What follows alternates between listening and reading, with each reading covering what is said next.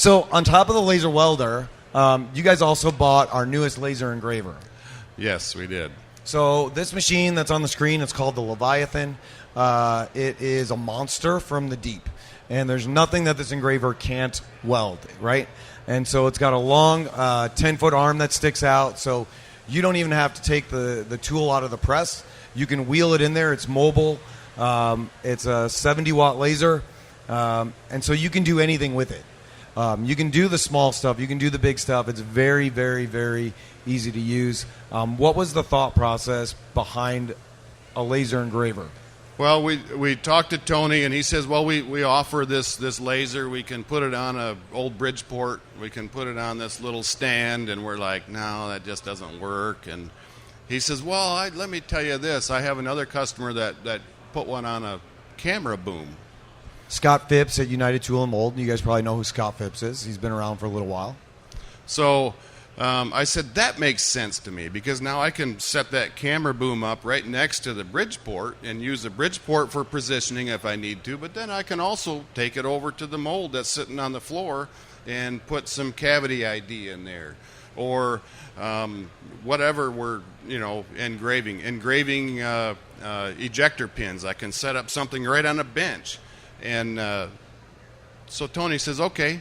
He priced that out to me, camera boom thing. And a couple weeks later,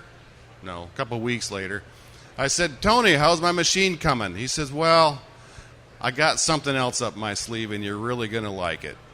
And so Tony came up with the idea of mating the camera boom into this cabinet on wheels. And now this machine, when I saw it, I'm like, exactly, this is what we need. And what's amazing to me now is I walk through the shop every day. I see this thing in a different spot every day. It's moving from here to there. Guys are using it. They're using their creativity, and they're coming up with reasons and ways to get things engraved. It takes the time. We used to take almost 4 hours to engrave a cavity IDs in a mold in the mill. 4 hours of spindle time. Yeah.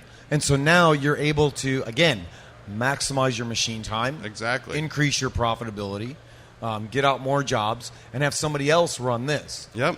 And then on top of that, I saw a kid the other day. He was over on a bench, had this big arm coming up, and he was just shoving something in. He'd hit a button on the computer, and then he'd take that off, and it was about 10 seconds a time.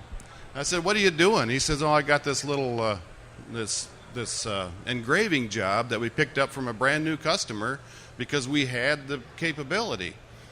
I said, what do you got to do? Well, he says, we got to do about, I think it was like 3,000 or 4,000 of these tags. And so I said, that's interesting. I went and talked to my partner who had come up with this. Turns out that little job, which took about 3 days for that guy to do, we were able to turn $10,000 on that. So it's another crap. profit center. Yeah. Right? It's not like, yeah. And so a lot of times people look limit. at it and they say, we don't need it. We can use our cutter to put in the cavity IDs. We can put the logo in. It's not a big deal. Yep, exactly. But you're turning it into a profit center. And I think Scott Phipps did the same thing. He has a whole part of his business that is run that way. So, yeah. I just got to it's what was interesting to me was how we tend to hold back when we're trying to justify a new purchase.